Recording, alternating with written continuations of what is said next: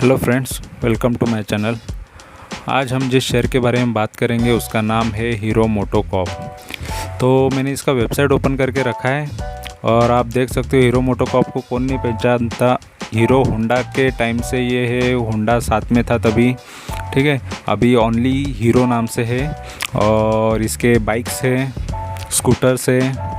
तो अभी हम इसके कुछ प्रोडक्ट देख लेंगे, उसका पहले वेबसाइट देख लेंगे कि कैसा है क्या है, क्योंकि ऑलरेडी आपको पता है बट कभी आप वेबसाइट पे नहीं जाते होंगे। तो एक बार वेबसाइट देख लेते हैं, इनके प्रोडक्ट्स कैसे, गाड़ियाँ कैसी है, बाइक्स कौन सी है, वो थोड़ा देख लेंगे, फिर इसके शेयर के बारे में बात करेंगे। ऑलरेडी ये खुशी होनी चाहिए कि अगर हम किसी इंडियन ब्रांड का जो स्कूटर बाइक्स बनाती है उसके शेयर हम होल्ड करके रखें, तो उसमें एक खुशी मिल सकती है और प्राउड फील कर सकते हैं। और ये अच्छा खासा कंपनी है और यहाँ पे इसके हम देख सकते हैं कि ये जो प्रोडक्ट है ये न्यू माइस्ट्रो एज 110 जो कैसा दिख रहा है वो आप देख सकते हो। यहाँ पे इमेजेस आ रही है, प्लेजर और ये ग्लैमर, न्यू माइस्ट्रो एज 125, ये बाइक जो Xpulse 200, Xtreme 160R, Xpulse 200 4V, Passion Pro BS6, Splendor iSmart, Splendor BS, Splendor Plus BS, Glamour BS6, HF 100, HF Deluxe BS6, Super Splendor BS6, Destini 125 BS6 और maestro as 125 और 110 है ये, और XPulse 200T, extreme 200S और Splendor plus black and accent. तो यहाँ पे इसके बाइक्स देख लिए, स्कूटर्स देख लिए हमने कि कौन सी है। अभी ये the edge smart riding is here, यहाँ पे बाइक्स अलग अलग जो भी है इनके, ग्लैमर एक्सटेक उसका ये ऐड बता रहा है। जो भी मार्केट में इनका नया आता है उसके बारे में ये लोग बताते हैं। ट्रूली कनेक्टेड, ट्रूली स्मार्ट, ये स्मार्ट वाला माइस्ट्रो है 125 और उसके फीचर्स यहाँ पे बताए जाते हैं, ठीक है। यहाँ से भी आप शॉप कर सकते, बुक कर सकते हैं। और यहाँ पे डीलर्स देख सकते हैं कि कौन सा ये आपके आसपास में डीलर्स है। इंडियन कंपनी है, प्राउड फील करना चाहिए, इंडियन के प्रोडक्ट खरीदने चाहिए हमको। और इंडिया में रहते हो अगर, आपको ये कब फील होगा जब आप इसके शेयर्स खरीद के रखोगे, तो आपको लगेगा कि हमारे कंपनी के यानी हमारे प्रोडक्ट ज़्यादा से ज़्यादा लोगों ने लेने चाहिए, क्योंकि तभी आपको फील होगा कि हमारे प्रोडक्ट छोड़ के हम बाहर के लेंगे तो कैसा लगता है। क्योंकि हम यहाँ पे इन्वेस्ट करके रखेंगे तभी हमारा फ़ायदा है। बाहर की कंपनियों में इन्वेस्ट करने में आपको तो कुछ मिलने वाला नहीं है और चांसेस भी मिलते नहीं है। तो इंडियन प्रोडक्ट को, इंडियन कंपनीज़ को आगे लेके जाने से आपका भी फ़ायदा ही होगा, ठीक है। तो इसीलिए इंडियन प्रोडक्ट यूज़ करना चाहिए और इंडिया को आगे बढ़ाना चाहिए। तो अभी हम इसके शेयर के बारे में जानेंगे, इसका शेयर कैसा है और अभी क्या प्राइस चल रहा है और इसको लेना चाहिए नहीं लेना चाहिए, इसके बारे में हम बात करेंगे, ठीक है। तो यहाँ पे थोड़ा बहुत विकिपीडिया भी देख लेते हैं। इसके विकिपीडिया बता रहा है कि hero MotoCorp limited, formally hero Honda थी ये company, is a Indian multinational motorcycle and scooter manufacture. Headquarter इसका न्यू दिल्ली में है और ये company largest two wheeler manufacture है, बड़ी है सबसे, और इन वर्ल्ड और इंडिया में भी। और इसका मार्केट शेयर जो है, यानी कि इसने कितना मार्केट कैप्चर करके रखा है, देखो 37% तक इसने मार्केट को कैप्चर करके रखा है। इसका मतलब आप समझ सकते हो कि इसने अच्छा खासा पब्लिक को कनेक्ट करके रखा है, या उसके कस्टमर से 37% लोग इन्हीं के प्रोडक्ट यूज़ करते हैं। तो अच्छा खासा मार्केट शेयर है, तो डरने की कोई बात नहीं है। ऐसी कंपनी में इन्वेस्ट करने से सोचने के लिए इतना सोचना नहीं चाहिए। In the two wheeler industry के अंदर अच्छा खासा इनका ये है। यहाँ पे फाउंडर कौन है उसका नाम बताए हैं, देखो ब्रिजमोहन लाल मुंजाल। इंडियन फाउंडर है, इंडिया की है और इतने बाहर कंट्रीज़ में भी इनके प्रोडक्ट चलते। होंडा के साथ ये पहले साथ में था, ये होंडा जो जापानीज़ कंपनी है। तो इस वजह से अच्छा खासा कंपनी का पास्ट है, फ्यूचर भी अच्छा ही है। अभी हम इसका शेयर देखते हैं, शेयर का क्या फ्यूचर है, ठीक है, और इसका पास्ट क्या था वो भी देखेंगे, ठीक है। अभी हम इसका प्राइस जो देख रहे हैं तो 2529 के आसपास है और ऑलरेडी ये 52 वीक लो है। और मैं जो भी शेयर्स के बारे में बात कर रहा हूँ वो लगभग 52 वीक लो के आसपास है, क्योंकि मुझे उसमें बाइंग अपॉर्चुनिटी नज़र आ रही है, इसलिए मैं शेयर वो आपके सामने ला रहा हूँ, ठीक है। और ऑलरेडी आपको ये बता दूं कि ये मेरे पोर्टफोलियो में से ही है और मैं पोर्टफोलियो में अच्छे शेयर्स रखता हूँ जो जिसमें पोटेंशियल है, जो आगे जाके मुझे अच्छा प्रॉफिट दे सकते हैं। तो जिसको अच्छा लगे वही चीज़ें ये मेरी आगे कंटिन्यू कर सकते हैं, ठीक है। तो यहाँ पर आपको मैं बता दूँ, यहाँ इसका जो 52 वीक हाई जो था इसका 3629, मतलब 3600 का प्राइस इसका था, जहाँ से ये 25 मतलब लगभग देख लो 1100 पॉइंट तक ये गिर चुका है शेयर। तो अच्छा खासा इसमें गिरावट आ चुकी है, जो उसके हाई से इतना लो उसने किया है। तो यहाँ पे ये कंपनी ने प्रॉफिट दिया नहीं है, इस वजह से हमको इसमें पोटेंशियल नज़र आ रहा है। उसके पीछे के रीज़न हम जानेंगे कि क्यों ये प्राइस आया है, लो के पास क्यों बैठा है ये शेयर, इसमें ऐसा क्या हुआ है क्या नहीं, ये सारी चीज़ें हम देखेंगे, ठीक है। फिर इसमें आपको बाय करना चाहिए नहीं करना चाहिए वो आपका डिसीज़न होगा, बट मैं आपके लिए ये इन्फॉर्मेशन इसका ला रहा हूँ, ठीक है। और अभी भी यहाँ पे हम इसका स्वॉट देखेंगे, जो strength, weakness and opportunity threat. इसमें जो स्ट्रेंथ बता रहा है ये स्ट्रॉन्ग बता रहा है, quarter on quarter earning per share growth in recent result, ठीक हो। अर्निंग पर शेयर अच्छा है, क्वार्टर ऑन क्वार्टर का जो ग्रोथ है अच्छा खासा बता रहा है। स्ट्रेंथ तो कंपनी में है बट कितने स्ट्रेंथ है, 5 स्ट्रेंथ है। और वीकनेसेस कितनी है, 10 वीकनेसेस है। तो लगभग मतलब स्ट्रेंथ के आगे वीकनेसेस ही दुनिया भर की ज़्यादा है, इसमें डबल है। और यहाँ पे जो 10 वीकनेसेस में जो टॉप पे बता रहा है वो वीकनेस है नेगेटिव ब्रेकडाउन सेकेंड सपोर्ट। ये ट्रेडिंग के हिसाब से यूज़ किया जाता है, सपोर्ट और ब्रेकडाउन ये वर्ड्स, ठीक है। तो ये सपोर्ट जो है होता है वो डाउन के टाइम पे आता है, ठीक है। और डाउन अगर शेयर गिर रहा है तो वो सपोर्ट के उसका एक सपोर्ट है जो एक प्राइस रहता है जिसके ये वो ब्रेक डाउन कर रहा है और सेकंड सपोर्ट भी तोड़ रहा है। तो सेकंड सपोर्ट तोड़ने के बाद और नीचे जाने के चांसेस होते हैं। ये होता है ट्रेडिंग का एनालाइज, और ट्रेडिंग में इस तरीके से इसको देखा जाता है, ठीक है। अगर हम ट्रेडिंग कर रहे हैं तो इसमें ये सारी चीज़ें देखी जाती है। जस्ट मैं आपको सपोर्ट बता देता हूँ। ये रेजिस्टेंस होता है जो ऊपर जाते टाइम यूज़ होता है, और सपोर्ट होता है जब शेयर नीचे गिरता है तब यूज़ होता है। अभी यहाँ पे है ये सपोर्ट, हाँ S2 ये बता रहा है 2456 का ये सपोर्ट है, ये 2513 का एक सपोर्ट है, फिर ये वाला, ठीक है। और हर एक सपोर्ट को अलग अलग नाम है, ठीक है। तो ये सपोर्ट 1, सपोर्ट 2, सपोर्ट 3। तो पहला वाला ये सपोर्ट तोड़ चुका है, S2 वाला ऐसा ये बता रहे हैं, ठीक है। ये देखो ये तोड़ चुका है, तो ब्रेकडाउन आ गया है। तो और नीचे फिर इसका कौन सा दूसरा सपोर्ट रहेगा, ये भी सारी चीज़ें यहाँ पे दी रहती है। ये ट्रेडिंग के हिसाब से होता है। फिर इसके बाद वाला ये प्राइस आएगा, ये सपोर्ट है, ठीक है। तो S2 वाला 2489, फिर इसके बाद ये प्राइस दिखेगा, तो ये सपोर्ट है। बट यहाँ से ये उल्टा भी भाग सकता है, यहाँ से भी भाग सकता है, यहाँ से भी भाग सकता है, आगे मतलब ऊपर जा सकता है। तो ये सपोर्ट्स है कि कहीं ना कहीं से तो मूवमेंट करेगा। ऐसा नहीं कि सारे सपोर्ट तोड़ते पूरा नीचे ही चला जाएगा।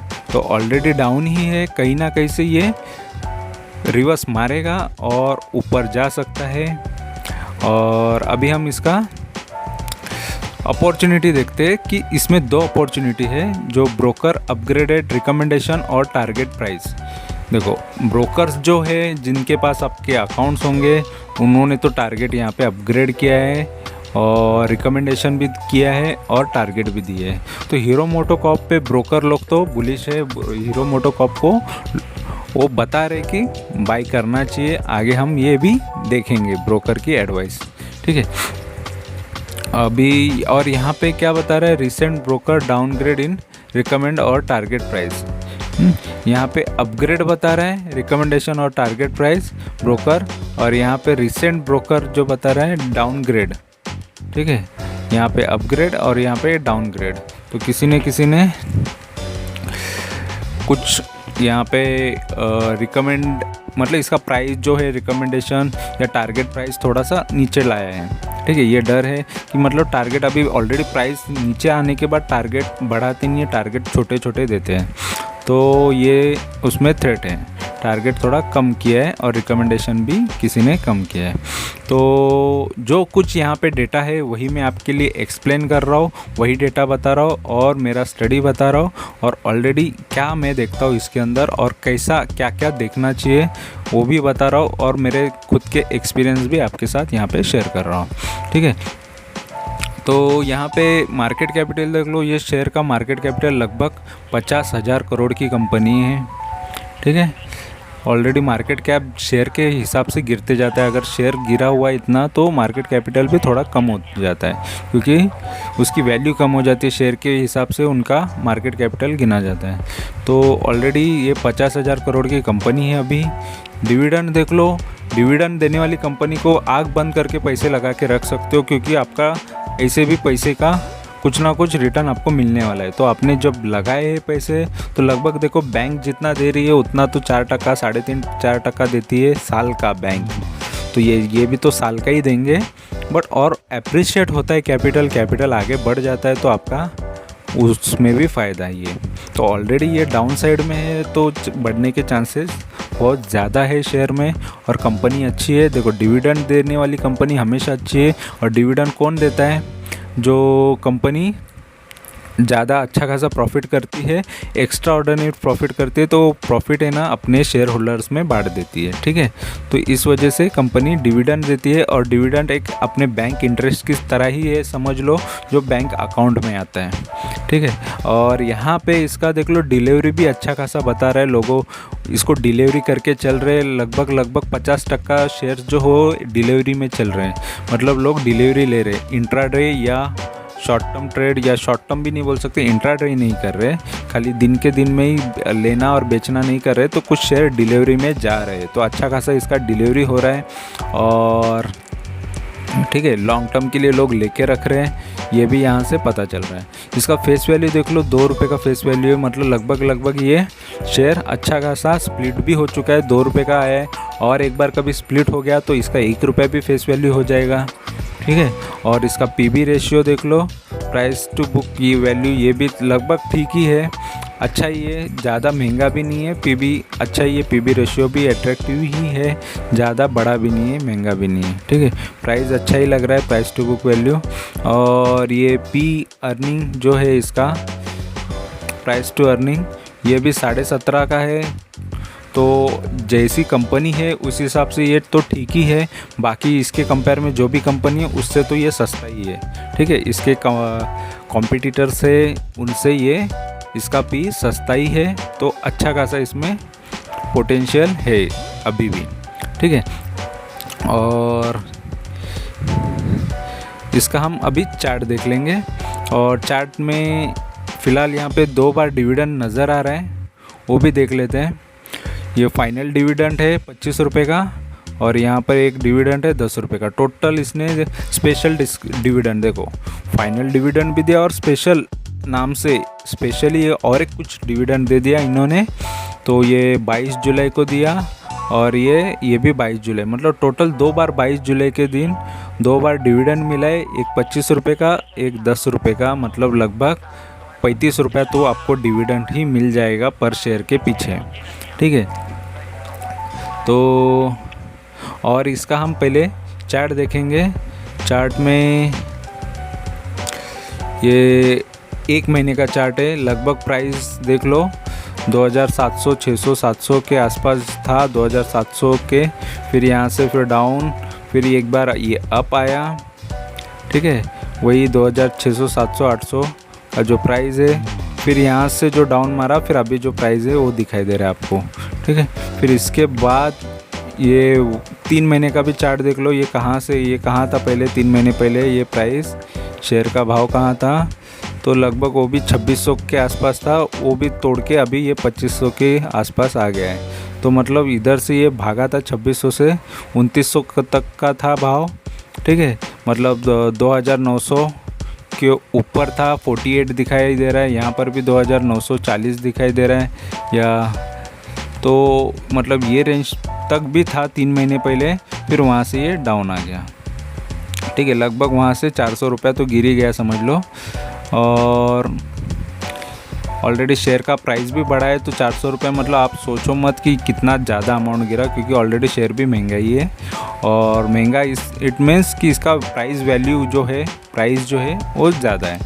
और यहाँ पे 6 महीने का चार्ट देख लो, 6 महीने के अंदर ये शेयर जो है अच्छा खासा 3000, मतलब ये जो प्राइस था 6 महीने पहले 2900 का था, फिर यहाँ पे 3000 के बाद यहाँ पे एक बार नीचे डाउन आया था, यहाँ पे डाउन आया था तो वो 2600 का ही आया था। फिर यहाँ पे अप गया था, 2900 का गया था, मतलब अप डाउन ये शेयर्स में बहुत आ गया है 6 महीने के अंदर भी। वहाँ से जो गिरना चालू हुआ, फिर अप एक बार आया, फिर डाउन आया, फिर थोड़ा सा गिर गया, फिर नीचे आया। तो शेयर ने अच्छा खासा अप्स एंड डाउन किए हैं 6 महीने के अंदर। यहाँ पे देख लो 1 साल में हर किसी को जो इन्वेस्टर रहेंगे उनको 4 बार डिविडेंड मिल गया, समझ लो 4 डिविडेंड मिले।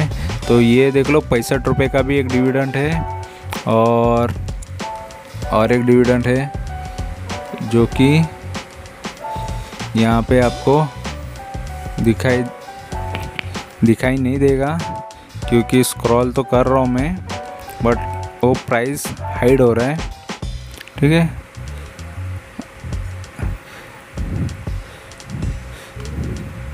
तो ये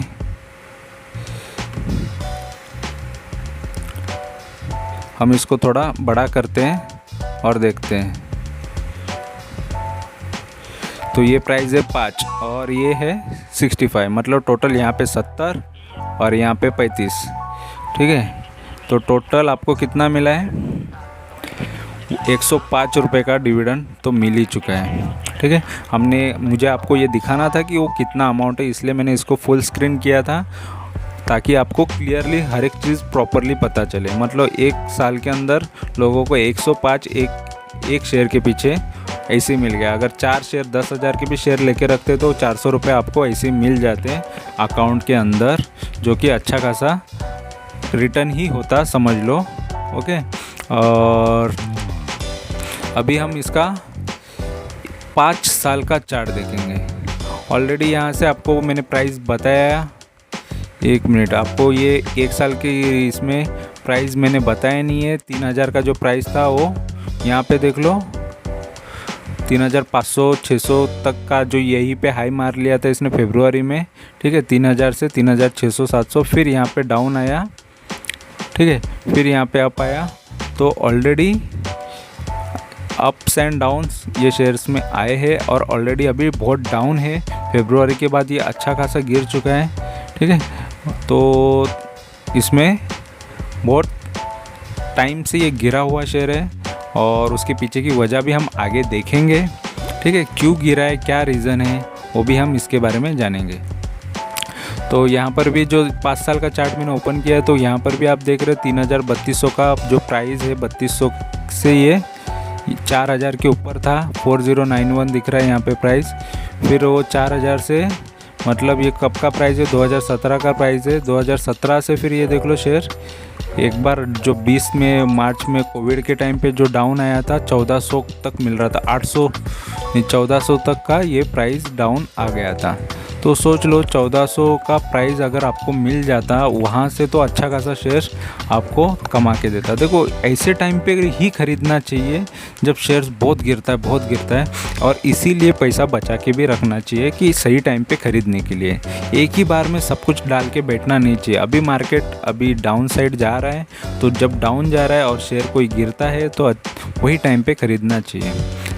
ठीक है, टॉप पे मत खरीदो, नहीं तो आप फिर वहाँ से ये ऐसे टॉप पे ख़रीद के बैठोगे, ऐसे यहाँ पे ख़रीद के बैठोगे ना, तो फिर डाउन आओगे तो फिर दुखी रहोगे। इसलिए ऐसे टाइम पे ही खरीदने के लिए लोग डरते हैं कि शेयर गिरा है तो ख़रीदना चाहिए या नहीं, लेकिन अगर ऐसा बढ़ रहा है तो लोग ख़रीदने के लिए तुरंत तैयार हो जाते हैं। तो इस वजह से स्ट्रैटेजी चेंज करो। ये स्ट्रैटेजी जो पहले से लोग यूज़ करते हो ख़राब स्ट्रैटेजी है। अगर शेयर गिरा हुआ है तो ही ख़रीदो, अच्छी कंपनी सस्ते भाव में मिलती है तो ही ख़रीदना चाहिए। सोना गिरता है तो लोग कैसे अट्रैक्ट होते हैं कि सोना गिरा है, सोना बढ़ रहा है। कुछ लोगों की अगर मानसिकता होती है सोना बढ़ रहा है ख़रीदो, तो और गलत स्ट्रैटेजी में जाते हैं। अरे बढ़ गया और ज़्यादा जाएगा, बाद में वो करेक्ट होता ही है। तो इस वजह से आपको सही टाइम पे अगर कोई चीज़ सस्ते में मिल रही है तो ख़रीद लेना चाहिए। ठीक है, अभी यहाँ पे हम इसका मैक्स देखते हैं कि इसका मैक्स कहाँ से कहाँ तक ये बड़ा है, मैक्सिमम कितना बड़ा है इसका। यहाँ पे हम देख रहे हैं कि इसका जो प्राइस था पहले 20 साल पहले, ये 2001 यहाँ पे आपको दिखाई दे रहा है, और यहाँ पे 20 साल पहले इसका जो प्राइस था 136 137, ये जो प्राइस दिख रहा है। ठीक है, तो ये प्राइस से ये 139 या 115 भी यहाँ पे प्राइस नज़र आ रहा है। ये भाव पे देख लो, मतलब 2 अप्रैल 2001 को 115 का लो दिख रहा है। मतलब देखो 100 रुपये के आसपास वाली कंपनी 3-4 हज़ार बन जाती है। ठीक है, तो वो टाइम पे भी जिसने इन्वेस्ट करके रखा होता तो अच्छा खासा आज वो प्रॉफिट में रहते लॉन्ग टर्म में। और एक बार इसका हाई कहाँ तक गया था इसका, तो ये टॉप का इसका हाई हम देखेंगे तो ये 4000 का ही है, 4091। तो ये इतना हाई जाने के बाद फिर अभी जो 2500 के आसपास आपको मिल रहा है। तो ऐसा नहीं है कि तभी लेना चाहिए था, अभी लेके कोई ख़राबी है। तभी मार्केट में तभी भी कंपनी ग्रो ही हो रही थी, आज भी ग्रो ही होगी। ठीक है, अप्स एंड डाउन्स आते हैं कंपनी में। देखो यहाँ पर भी अप गया था तो डाउन गया, फिर यहाँ पे अप आया तो डाउन आता है। तो ये अप्स डाउन्स हर एक के लाइफ में होता है, वैसे कंपनी के लाइफ में भी होता है। यहाँ पे देखो बहुत तगड़ा डाउन आया था, फिर अप हुआ, तो ये लाइफ का पार्ट है। तो कोई शेयर गिरता है तो ऐसा नहीं कि वो फिर से जाके वही प्राइस जहाँ से स्टार्ट हुआ था वहीं पे जाके रुकेगा। तो कंपनी अच्छी चल रही है, कंपनी का सब कुछ अच्छा है, तो बिंदास उसमें पैसे लगा के रख सकते हो। ठीक है, तो और यहाँ पे हम इसका आगे देखेंगे प्राइस एंड वॉल्यूम, जिसमें कि इसका प्राइस परफॉर्मेंस दिखाया है। तो लगभग ये एक हफ्ता देखो, एक मंथ देखो, 3 महीना देखो, जनवरी से अभी तक का देखो, 1 साल का देखो और 3 साल, कुछ भी रिटर्न नहीं है। 16, 17, 18 ये % तो गिरा ही है, 4, 4.5, 6.5, 5.5, मतलब ये सारा चीज़ें यहाँ पे हमको यही दिख रहा है कि कुछ इन्होंने साल भर में कुछ भी प्रॉफिट मिला नहीं है, ऑलरेडी पूरा रेड है। तो इस वजह से और प्रॉफिट इसमें आना बाकी है। अभी इसके आगे रीज़न देखेंगे क्या है, क्यों है ये सारा प्रॉब्लम, क्या हुआ इसमें। तो हीरो मोटोकॉर्प कंसोलिडेटेड सितंबर 2021 net sales at ₹8,538 crore, down by लगभग समझ लो 10% तो इसका सेल्स गिर चुका है लास्ट क्वार्टर का। देखो सेल्स गिर रहा है तो लोगों में पैसा शिफ्ट करने, उनको पता है कि अभी प्राइस गिरेंगे, सेल्स गिर रहा है तो प्राइस गिरेंगे, तो थोड़ा बहुत बेच देते। फिर कंपनी थोड़े दिन बाद और प्राइस अच्छी खासी परफॉर्म करती है, उसका रिज़ल्ट अच्छा आता है तो फिर उसमें इन्वेस्ट करते हैं। तो यही होते रहता है। या फिर अंदर से कुछ और अच्छी खासी न्यूज़ आई, इनको कुछ ऑर्डर्स आए या अच्छा खासा सेल अचानक बढ़ गया, तो उस वजह से भी ये आगे बढ़ना चालू होता है। तो हर एक चीज़ कंपनी के धंधे पे ही होता है, उसके बिज़नेस पे ही होता है, उसकी इनकम पे ही होता है, सारी चीज़ें उस पे ही आके अड़ी रहती है, उसी के आगे कंपनी का फ्यूचर होता है। ठीक है, तो यहाँ पे हम इसका फॉरम जो देख रहे हैं, जनता इसके बारे में बोल रही है 70% जनता बोल रही है बाय करो और 25% बोल रही है कि होल्ड करो। सेल तो कोई बोल नहीं रहा है, होल्ड करके रखो, ये कंपनी अच्छी है। मतलब जिन्होंने लिया रहेगा वो होल्ड करके रखो और जो नहीं लिया है तो अभी बाय कर लो। अभी हमने ऊपर देखा था, देखो ब्रोकर का जो रिकमेंडेशन अपग्रेड भी बता रहा था और किसी ने डाउनग्रेड टारगेट्स वगैरह बताया था। तो यहाँ पे 20 अगस्त का किसी ने डाला हुआ है, अरिहंत कैपिटल मार्केट वाले ने, जो ब्रोकर है, उन्होंने इसको रिकमेंडेशन प्राइस देखो, उन्होंने 2700 का जब प्राइस था, देखो मैं उन लोगों को ये दिखाना चाह रहा हूँ जो बोलते हैं कि आपने अगर किसी को रिकमेंड किया है उसकी क्या गारंटी है कि आगे वो शेयर्स आगे जाएगा। देखो ये है ना, मेरे से भी बड़े हैं लोग, ठीक है, ये मेरे से भी बड़े हैं, शेर खान वाले मोतीलाल ओसवाल भी मेरे से बड़े हैं, मतलब ये पैसे से भी बड़े हैं, एक्सपीरियंस में भी ज़्यादा हो सकते हैं, सारी चीज़ें इनके पास ज़्यादा ही होगी मेरे से भी ज़्यादा। बट उनका भी रिकमेंडेशन देख लो, 2700 का जब प्राइस था वो टाइम पे उन्होंने बाय करने बोला। ये सीखो ज़रा अच्छे से समझो, अभी मैं क्या बोल रहा हूँ कि 2700 का जब प्राइस चल रहा था तब अरिहंत कैपिटल मार्केट ने बोला 20 अगस्त को कि इसको खरीदो, ये शेयर 3156 जाएगा, ठीक है, 3156 जाएगा अगस्त के बाद। अभी मैं आपको यही चीज़ दिखा दूँ, 2700 का जो है प्राइस, ठीक है, जब था अगस्त में, तो ये चीज़ मैं आपको दिखाना चाहूँगा। 6 महीने के चार्ट के अंदर अगस्त का हमको दिख जाएगा, यहाँ पे देख लो।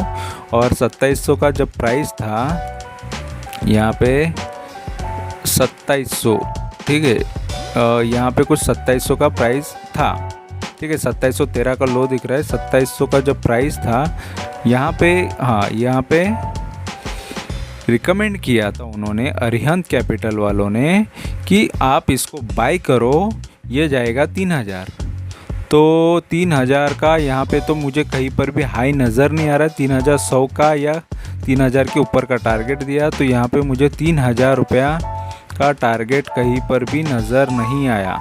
तो यहाँ पे मैं आपको दिखा दूँ 3156। तो मुझे बताओ कि इनका नॉलेज मेरे से ज़्यादा है।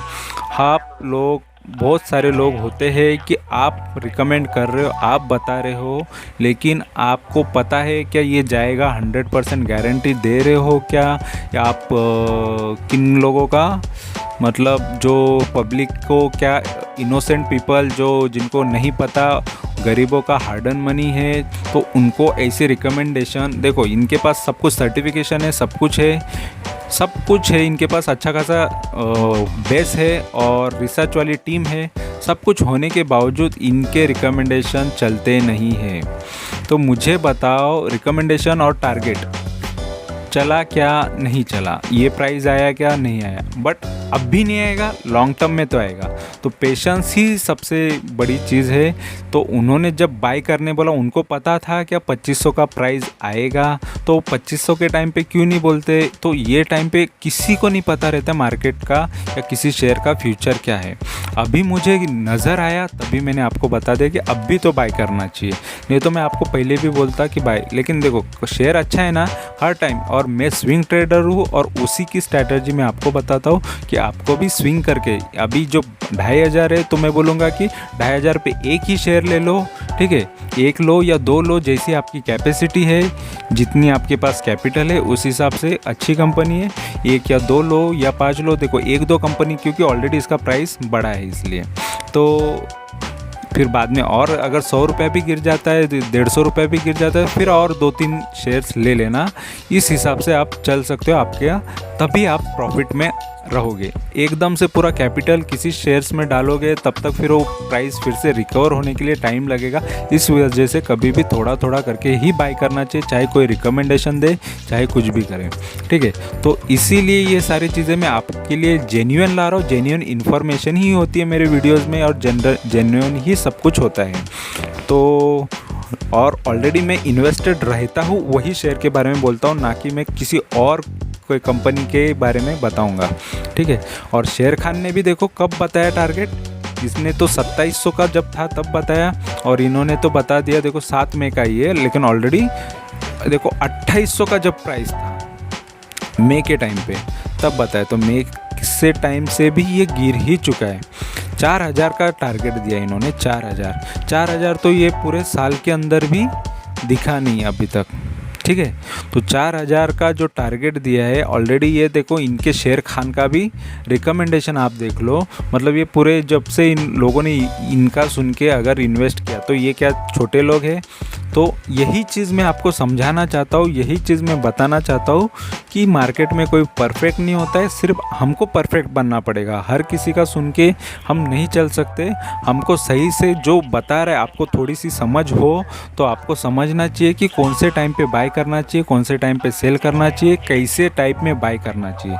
तो यही चीज़ मैं आपको सिखा रहा हूँ। और जो भी मुझे अगर कोई कमेंट में पूछता है कि कोई चीज़ की आप 100% गारंटी देते हो, तो देखो ये इनसे पूछो जाके कि आप ये जो जिनके पास आप शेयर में अकाउंट खोलते हो, उनके भी बहुत, इनका तो बड़ा नामचीन है ये लोग, तो इनके पास रिसर्च टीम है, तो इनसे जाके पूछ लो आप 100% गारंटी दे रहे हो क्या। जाएगा, लेकिन देखो पेशेंस है ना तो बंदा हमेशा जीतेगा, पेशेंस नहीं है तो नहीं जीत सकता है। तो यहाँ पे इसीलिए पेशेंस ही काम करता है, टाइम ही मनी है। तो टाइम दो, हर चीज़ हो जाएगी आपके हिसाब से आ जाएगी, ठीक है। मोतीलाल ओसवाल भी देख लो, मोतीलाल ओसवाल भी 3500 का टारगेट दे रहा है, ये तो 4000 का सबसे हाई पे दे रहा है। प्राइस रिकमेंडेशन देखो दोनों का सेम है, बट इन्होंने छोटा टारगेट दिया, इन्होंने 500 रुपया और बढ़ा के टारगेट दिया। तो टारगेट देने से, या मैं यहाँ पे कोई टारगेट नहीं दे रहा हूँ, हाँ मैं ये आपको ये बता दूँ, ये शेयर कुछ ही महीनों के अंदर या 1 महीना 2 महीना पकड़ लो, 30 से 35% ये रिटर्न दे सकता है। अभी 30 से 35% रिटर्न कितना होगा, ठीक है, तो ये आप कैलकुलेट कर लो। तो 30 से 35% ये शेयर्स आपको रिटर्न देगा, और मतलब सोच लो कि इनका ये टारगेट भी कंप्लीट हो सकता है, ये सारी चीज़ें हो सकती है। बट मेरा टाइमिंग सही है, जो टाइम पे मैंने बताया है ऑलरेडी, और भी थोड़ा सा भी नीचे आ जाता है तो भी ख़रीदना ही चाहिए। तो ख़रीदने लायक ही शेयर है और अच्छा शेयर है, तो आपको मैंने यहाँ पे दिखा दिया है। अभी यहाँ पे कुछ ब्लॉक डील्स है, तो ब्लॉक डील्स देख लो, बड़े बड़े जो डील्स होते हैं, ये ब्लॉक्स बड़े बड़े डील्स, ऐसी डील्स होती है, कोई परचेस कर रहा है तो कोई सेल कर रहा है। ये अलग अलग कंपनियां हैं, नाम लगभग सेम लग रहा है, बट यहाँ पे अंदर देख लो, इंडेक्स मॉरिशियस कंपनी और ये इमर्जिंग। तो ये बाइंग सेलिंग के बड़े बड़े डील्स यहाँ पे बताई जा रही है। और यहाँ पे बल्क में भी बड़ी बड़ी डील्स होती है। इतनी क्वांटिटीज़ तो देख लो, इतनी ख़रीद भी नहीं सकते हम लोग एक साथ, तो इतनी क्वांटिटीज़ रहती है। तो ये भी बाइंग सेलिंग यहाँ की बताई हुई है, और वो भी पुरानी है, ऑलरेडी 2019 की है, और बल्क डील अभी की है 2021 की है, ठीक है। इनसाइडर ट्रांजैक्शंस भी होते हैं जो कंपनी के अंदर होती है, तो कंपनी के अंदर किसी ने एक्विजिशन किया, क्या किया, ये सारी चीज़ें, कितनी क्वांटिटीज़ खरीदी, ये सारी चीज़ें यहाँ पे शो की जा रही हैं। अभी कंपनी का मेन होता है कि फाइनेंशियल देखना सबसे ज़रूरी होता है किसी भी कंपनी में इन्वेस्ट करने से पहले। तो यहाँ पे इसका रिवेन्यू देख लो, सबसे अच्छा रिवेन्यू आपको दिखेगा, इतना भी अच्छा नहीं, मतलब लगभग तो देख लो 28,000 करोड़। ऑलरेडी कंपनी कितनी हज़ार करोड़ की है, 50,000 करोड़ की कंपनी है, 28,000 करोड़ का तो रिवेन्यू है। और यहाँ पे 32,000 करोड़ फिर 2018 में, फिर यहाँ पे 33,000 करोड़, मतलब लगभग 34,000 करोड़ 2019 में, फिर 29 करोड़ है 2020 में, फिर 30 करोड़ है 2021 में, और 2021 थोड़ा बाकी है।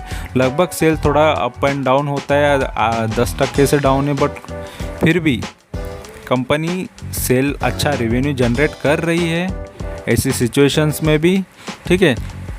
और यहाँ पे नेट प्रॉफिट देख लो, नेट प्रॉफिट इसका 2017 का जो प्रॉफिट है उसमें से 3,200 करोड़ का प्रॉफिट है, फिर 3,600 करोड़ हुआ, फिर 3,400 करोड़ है 2019, फिर से 3,600 करोड़ का प्रॉफिट हुआ 2020 में, और यहाँ पे 2,900 या 3,000 का ही प्रॉफिट समझ लो। और 2021 अभी थोड़ा बाकी है, तो कंप्लीट होने के बाद इसका प्रॉफिटेबिलिटी और बढ़ सकता है। तो प्रॉफिटेबल कंपनी है, टेंशन लेने की कोई ज़रूरत नहीं है। हमने इसको देख लिया कि इसका मार्केट कैपिटल भी अच्छा खासा है और मार्केट शेयर मतलब कंपनी ने पब्लिक को भी ज़्यादा होल्ड करके रखा है, ठीक है। अभी इसका शेयर होल्डिंग पैटर्न देखेंगे, शेयर होल्डिंग क्या बता रहे हैं। तो कंपनी के जो ओनर्स है, प्रमोटर है, उनके पास लगभग 34.76, ठीक है। तो इतना शेयर्स उन्होंने होल्ड करके रखा है। और यहाँ पे सेकंड नंबर आता है FIS, देखो 32। डायरेक्ट FIS नहीं, देखो FIS फॉरेन के लोग यहाँ पे ये कंपनी में इतना भरोसा करके चल रहे, तो आप लोगों को क्यों नहीं करना चाहिए। फॉरेनर्स को पता चल गया है कि यार ये कंपनी इंडिया की अच्छी कंपनी है, और उन्होंने देखो प्रमोटर के बाद, अगर प्रमोटर के पास 34% है तो इन्होंने 32% तक के शेयर्स इतने सारे लेके रखे हैं। फिर उसके बाद देखो DIS भी कितने स्मार्ट है, जो भी बचा है फिर DIS ने लिया, लगभग 22% तक उनके पास शेयर्स है। फिर यहाँ पे आई हमारी जनता, जिन्होंने 11% तक लिया है।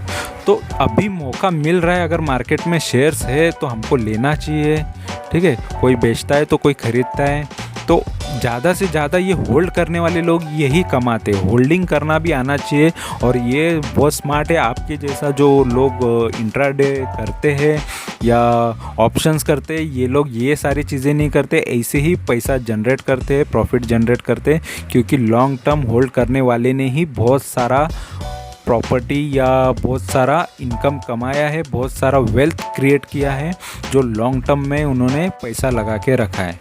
शॉर्ट टर्म वाले कितना भी कोशिश कर लो, कितना भी ये कर ले, लेकिन वो उतना कमा नहीं पाते जितना लॉन्ग टर्म के लिए होल्ड करके रखे हुए शेयर्स होते, जो कमा के देते, वो वैसी उसकी बराबरी कोई नहीं कर सकता। तो ये आप समझ लो, आपके दिमाग में डाल लो, ठीक है। और फिर आपके हिसाब से आप सोचो कि कैसे करना है। अभी यहाँ पे हम बता दें कि म्यूचुअल फंड है ना, तो उसने 32 म्यूचुअल फंड है जिन्होंने इसमें पैसा लगाया है। तो DIS के अंदर ही म्यूचुअल फंड्स होते हैं, जिसमें से और एक जन और बढ़ चुका है, इसके अंदर चेंज आया, और ये सितंबर का डेटा है। तो म्यूचुअल फंड की 32 स्कीम्स है जिन्होंने हीरो मोटोकॉर्प खरीद के रखा है। और FIS देखो 768, मैंने बताया कि FIS बहुत ज़्यादा है, तो 768 FIS है। इसमें से 34 कुछ कम हो गए, बट 768 अभी भी FIS बाकी है, ठीक है। तो बहुत सारे FIS भी है, अच्छा खासा इसमें इन्वेस्ट करके रखा है। तो आपको मैंने ये सारी चीज़ें, ये शेयर्स के बारे में बता दी है, और अभी आपका डिसीज़न है, आपको शेयर्स कैसा लगा है, क्या करना है, वो आप पर निर्भर है कि आपको इसमें इन्वेस्ट करना है या नहीं करना है। लेकिन मेरे तरफ से तो ये शेयर्स के लिए पूरी ग्रीन सिग्नल है, हरी झंडी है, क्योंकि ऑलरेडी मैं इन्वेस्टेड भी हूँ, और ये लॉन्ग टर्म के लिए बहुत पैसा कमा के देने वाला शेयर्स है। देखो ये टाइम के हिसाब से भी चल रहा है, इलेक्ट्रिक स्कूटर का टाइम है, इलेक्ट्रिक बाइक्स का टाइम है, इलेक्ट्रिक के तरफ अभी लोग जा रहे हैं, तो इलेक्ट्रिक गाड़ियाँ इनके पास भी है। और ये इंडियन कंपनी, और अच्छा खासा इसको एक्सपीरियंस है, होंडा के साथ ये पहले काम करती थी, और अच्छा खासा इसका अभी मार्केट शेयर है, जो कि होना चाहिए। ज़्यादा से ज़्यादा लोगों को इन्होंने पकड़ के रखा है, ठीक है।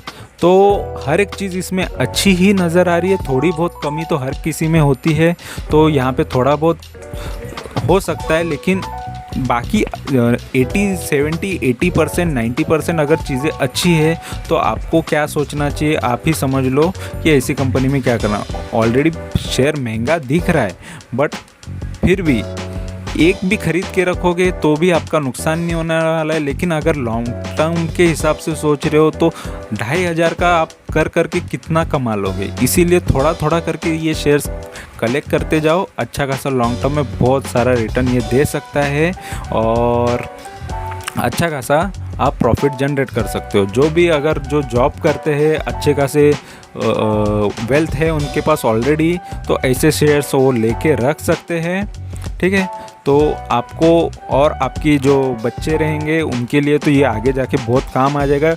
ऑलरेडी अगर शेयर्स रहेंगे तो आगे जाके इसके बोनस स्प्लिट होने के बाद जो शेयर्स मिलेंगे, या फिर आपको डिविडेंड जितना मिलेगा, उसी से बच्चों का फ्यूचर आगे बहुत बढ़ सकता है। तो अच्छी खासी कंपनी है, फोकस कंपनी है, ओनली मोटर 2 व्हीलर्स पे ही ये फोकस है पूरा। तो अच्छा खासा इसका बैकग्राउंड भी है और फ्यूचर भी नज़र आ रहा है। तो ऑलरेडी मैं इन्वेस्टेड हूँ और मैं एज अ स्विंग ट्रेडर हूँ, इसलिए मैं इसमें जब शेयर्स नीचे आता है तब खरीदता हूँ, थोड़ा ऊपर जाता है तो बेच भी देता हूँ, फिर अगर नीचे आता है फिर खरीदता हूँ। मैं इसी तरीके से इसमें कमाता हूँ। लेकिन जिनको ट्रेडिंग करना नहीं पसंद है तो इन्वेस्ट करने के लिए भी बहुत अच्छा शेयर्स है, और ये लॉन्ग टर्म के हिसाब से तो बहुत ही अच्छा शेयर्स है। तो आपकी मर्ज़ी है, आपको ये इन्फॉर्मेशन अच्छी लगी है तो चैनल को सब्सक्राइब करके रखो, और अच्छी इन्फॉर्मेशन आती जाएगी, अच्छे शेयर्स आते जाएगी, उसके बारे में इन्फॉर्मेशन मिलती रहेगी आपको, और अच्छा खासा आपको रिकमेंडेशन मिलेगा जो कि यहाँ पे अवेलेबल है। और जो डेटा मुझे सामने दिखता है वही चीज़ें, और ऑलरेडी मैं खुद बहुत स्टडी करने के बाद ही आपके लिए ये सारी चीज़ें लाता हूँ, और ऑलरेडी मैं खुद तभी इन्वेस्ट करता हूँ जब मैं उसके बारे में अच्छे से स्टडी कर लेता हूँ। ठीक है, तो आपको ये वीडियो अच्छा लगा है तो ज़रूर सब्सक्राइब करो, चैनल को लाइक करो और शेयर करो दोस्तों के साथ, और कमेंट करो अगर आपको अच्छा लगा है तो। और इसी तरह के वीडियोस पाने के लिए सब्सक्राइब करके रखो। Thank you very much for watching my video. Thank you, bye bye.